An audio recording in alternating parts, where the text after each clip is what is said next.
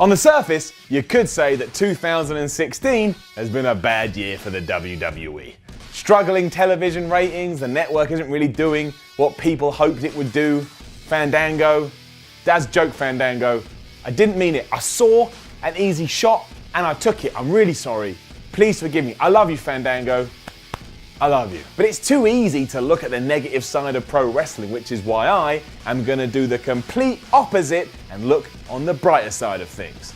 I think WWE had a great 2016.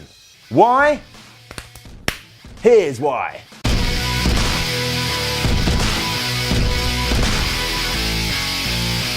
It's so easy to forget that so many times this year, things happened that made us jump out of our chair and go, damn it, I am so happy I am a pro wrestling fan right now. Let's start in January with the Royal Rumble. Remember who just walked out and swanned their way to the ring? It's only the guy that everybody had wanted to see in the WWE since the dawn of time, and I am of course talking about AJ Styles. And this wasn't an AJ Styles that had been through NXT, this was an AJ Styles that was walking straight out of New Japan and straight out of the indie scene as one of the best in the world. He was there, and he was there on his terms. How can 2016 be considered a bad year when AJ Styles made his WWE debut? And on top of that, how can 2016 be considered a bad year where AJ Styles became WWE champion? Alright, let's just calm down for a second. But if I had told you 12 months ago that all this was going to happen, I would have been locked in a loony bin.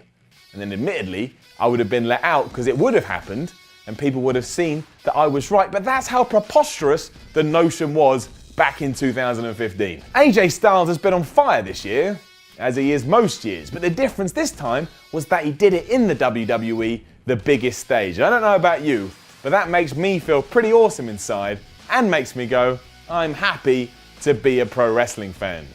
Even if there was a lot of nonsense this year as well. That would have been enough. But we were spoiled over the last 12 months because guess who else just decided to mosey in? Shinsuke Nakamura, the face of New Japan Pro Wrestling and one of the best talents in the world, just went, you know what?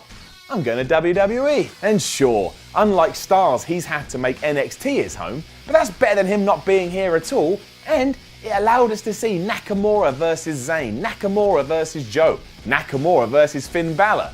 I'll tell you what all those matches are better than not having those matches. Furthermore, even before he's made his debut on either Raw or SmackDown, it's opened him up to a whole new audience. I know loads of pro wrestling fans that have been completely won over by Shinsuke Nakamura. And they didn't even know who he was before. They didn't watch New Japan, they didn't watch anything like that, and this was all thanks to 2016.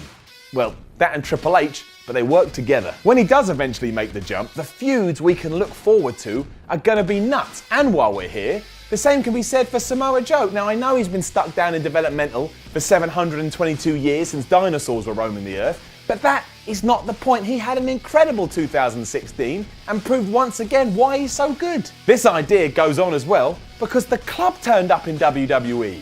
The damn club. And yeah, Gallows and Anderson definitely suffered from some up and down booking. I mean, everything with penises and testicles in the old day, let's just forget about that. But you've got more chance of being a success in the WWE if you're actually in the WWE. And they're now in the WWE. I can tell you right now with 100% certainty that if they weren't in the WWE, then they wouldn't be doing anything in the WWE.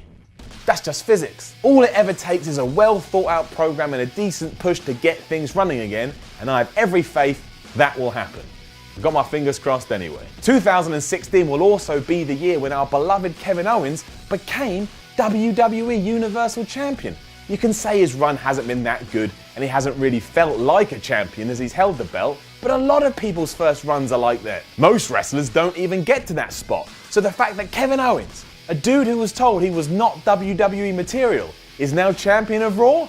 Well, I think that's bloody fantastic. It's easy to get lost in the story, but sometimes it's nice to take a step back and just appreciate what someone has achieved. Kevin Owens is the definition of success, as has his best friend Chris Jericho. Proving that he's the master of reinvention, Y2J has arguably had his best year in 2016. He's been hilarious, he's been entertaining, he's frankly been a hoot to watch, and he brought us the list of Jericho. You may think it's the dumbest gimmick in the world, but if you didn't even crack a smile during one of those segments, well, you're dead inside, because that shit was a riot. Next, we get to the WWE Network, and despite all its issues and all its problems, it has given us some good programming this year. Table for Three was always awesome, that Seth Rollins comeback documentary was great to watch, and despite there being way too many pay-per-views, it's still nice to get pay-per-views at a reduced price. That's not to say there's not rubbish on there, because there is. Camp WWE fell completely flat, and that new animation thing, where wrestlers just tell stories, is weird.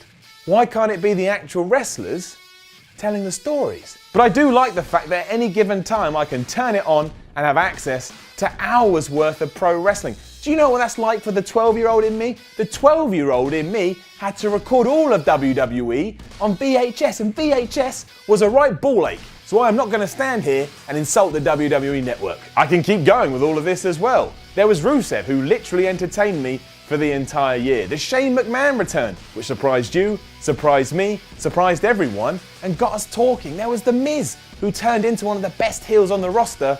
And of course, the comeback of my dad, Goldberg. Again, if I had told you that was going to happen, I would have had my ass kicked and I would have been thrown out onto the streets. But it did happen, and we can get into the whole, but that means we're holding the younger talent down argument, but that's not for here and that's not for now. It's always fun to see a legendary face from the past return. That's just the facts. It's a fact. 2 + 2 = 4, and if Goldberg comes back, most people go, this is pretty cool. Which is where I want to wrap up this video with a quick stream of consciousness. Now, I know a lot of people out there think I'm too positive and that in some bizarre way, I'm trying to keep WWE on side.